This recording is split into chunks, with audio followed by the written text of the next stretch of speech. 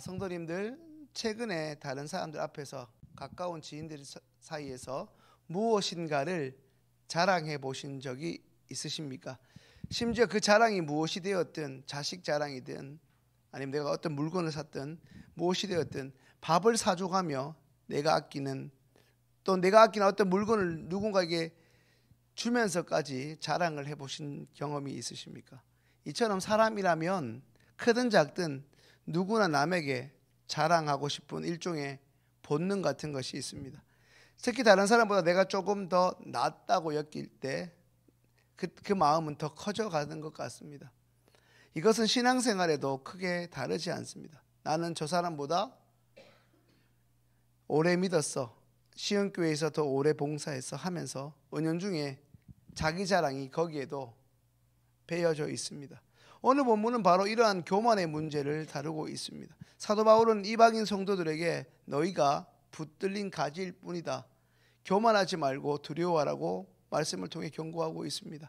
이 말씀은 당시 로마 교회뿐 아니라 오늘 이 새벽에 나온 우리들도 어쩌면 깊이 새겨 들어야 할 하나님의 경고입니다. 성도님들, 13절부터 15절까지 말씀 함께 읽습니다. 내가 이방인이 너희에게 말하노라. 내가 이방인의 사도인 만큼 내 직분을 영광스럽게 여기노니 이는 혹 내 고륙을 아무쪼록 시기하게 하여 그들 중에 얼마를 구원하려 함이라. 그들을 버리는 것이 세상이 화목이 되거늘 그 받아들이는 것이 죽은 자 가운데서 살아나는 것이 아니면 무엇이리요. 성도님 잘 아시는 것처럼 사도 바울은 방금 본문에서 자신을 소개할 때 이방인의 사도라고 강조하고 있는데요.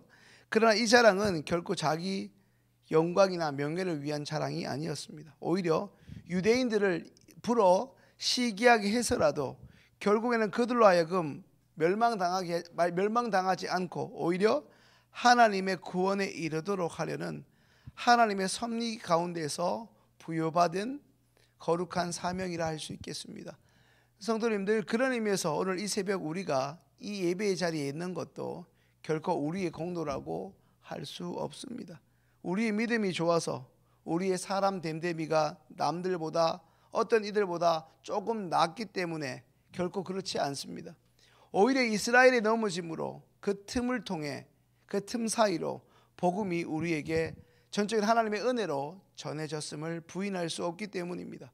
그러므로 오늘 우리의 자리는 은혜의 자리요, 동시에 우리가 하나님 앞에서 겸손해야 할 자리입니다. 16절 말씀 함께 읽겠습니다. 제사하는 처음 익은 곡식 가루가 거룩한즉 떡덩이도 그러하고 뿌리가 거룩한즉 가지도 그러하니라. 방금 16절 말씀에서 이 뿌리는 아브라함과 이삭, 야곱에게 주신 언약을 의미합니다. 이스라엘이라는 뿌리가 거룩하기에 그 뿌리에 붙은 가지들도 거룩한 것입니다. 성도님들 잘 알고 계신 것처럼 오늘 본문에서 우리는 본래 돌감람나무 가지였습니다. 그러나 하나님의 은혜로 창감람나무에 접붙임 받아 진액의 풍성함을 경험할 수 있게 되었습니다.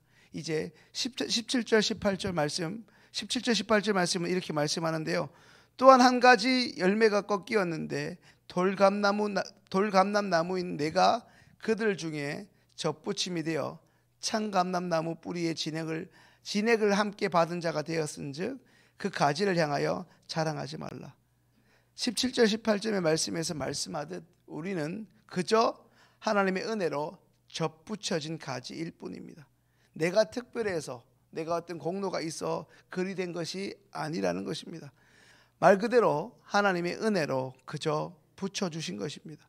그러므로 자랑할 것이 1도 없습니다. 지난 새벽에도 말씀드린 것처럼 그저 우리가 이 새벽에 나와 그리고 사람들 사이에서 유일하게 할 수 있는 자랑거리가 있다면 매사 하나님의 전에 하나님의 자녀로 살아갈 수 있게 하신 하나님의 은혜일 뿐입니다. 이제 19절 말씀 함께 읽겠습니다. 그러면 내 말이 가지들이 꺾인 것은 나로 접붙임을 받게 하려 함이라 하니리. 19절 말씀 PPT로 보시면 그러면 내 말이 가지들이 꺾인 것은 빨간색 글씨 나로 접붙임을 받게 하려 함이라 하시니. 이와 같이 이방인 성도들이 이야기할 수 있었습니다. 가지들이 꺾였으니 우리가 붙은 것 아니냐. 분명 그 말은 틀리지 않았습니다. 하지만 바울은 즉시 20절을 통해 이야기합니다. 20절 말씀 함께 있습니다. 옳도다. 그들은 믿지 아니함으로 꺾이고 너는 믿음으로 섰느니라. 높은 마음을 품지 말고 도리어 두려워하라. 성도님들, 우리가 예배 자리에 지금처럼 서 있는 이유 오직 믿음 때문입니다. 그러나 그 믿음조차도 내 것이 아니라 에베소서 2장 말씀처럼 하나님이 주신 선물입니다.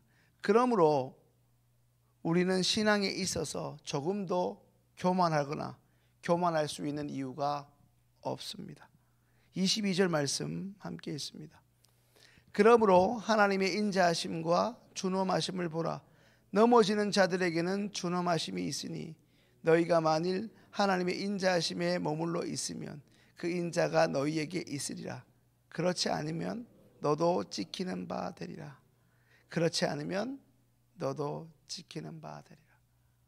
이전에 우리가 신앙생활을 많이 했고 누구보다 기라성 같은 신앙생활을 한 사람들인데 라고 할 수 있는데, 핵심은 무엇입니까? 그런즉 너희도 지키는 바 될 수 있다는 겁니다. 전적인 하나님의 권능 아래 있죠. 언제나 그렇듯이 성도에도 우리가 하나님의 은혜 안에 머무른 것이 우리가 믿고 있는 신앙의 핵심입니다.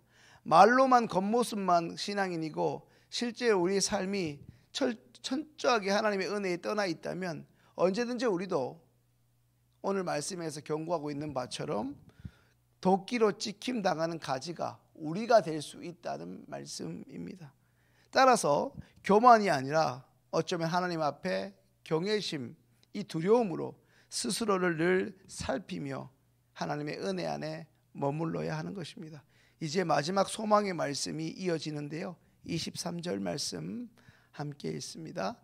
그들도 믿지 아니하는데 머무르지 아니하면 접붙임을 받으리니 이는 그들을 접붙이실 능력이 하나님께 있습니다. 그들도 믿지 아니하는데 머물지 아니하면 접붙임을 받을 것이니 능히 접붙이실 하나님이시니라. 이것이 하나님의 능력입니다. 하나님은 분명 가지를 꺾어버리시고 잘라버리시는 분이 맞습니다. 하지만 또한 분명한 사실은 그 꺾여진, 잘라버려진 그 가지를 다시금 그 생명을 이어갈, 다시 붙이실 수도 있으신 분이라는 것입니다. 그러니 그것이 하나님의 권능이고 주권입니다. 이스라엘도 회개할 수 있다면, 회개한다면 다시 은혜 안에 접붙임 받을 수 있습니다.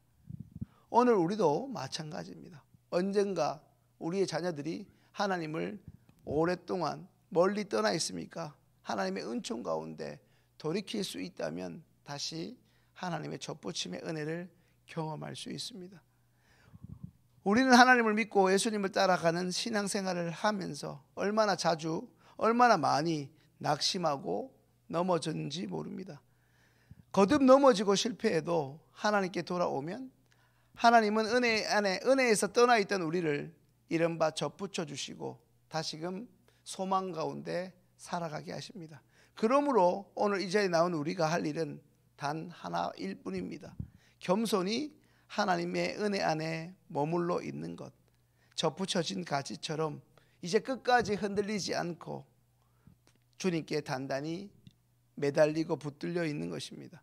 성도님들, 오늘 하나님의 말씀은 분명히 강조합니다. 우리는 본래 돌감람나무 가지였습니다. 그런 우리가 지금 참감람나무에 접붙임 받아 진액이라는 영양분을 누리고 있는 은혜를 경험하고 있습니다. 이것은 하나님의 전적인 은혜입니다. 그러므로 우리는 교만할 수 없습니다. 나는 몇 대째 믿었으니, 나는 직분이 있으니 이렇게 자랑할 시간이 없습니다. 첫째로 우리는 늘 겸손히 하나님의 은혜 안에 거해야 합니다. 둘째로 우리 주변에 이른바 꺾인 가지들이, 잘려져 있는 가지들이 있지는 않는지 수시로 돌아보며 그들이 다시금 이전처럼 하나님의 은혜 가운데 접붙임 받을 수 있도록 눈물로 기도하며 권면해야 할 것입니다. 성도님들, 오늘 하루를 시작하면서 이렇게 고백하면 좋겠습니다. 수시로 주님, 내 안에 있는 교만을 꺾어 주십시오. 날마다 우리의 입술이 이렇게 하나님을 고백할 수 있는 은혜 안에 머물게 하시고 주님 부르시는 그날까지 끝까지 견고하게 주님께 붙어있는 가지가 되게 해달라고 말입니다. 그렇게 기도하면서 오늘도 하나님 앞에 산소망 되신 주님 앞에서 신실하게 살아가시는 우리 성도님들 되시기를 주님의 이름으로 축원합니다. 주신 말씀을 생각하면서 함께 기도하겠습니다.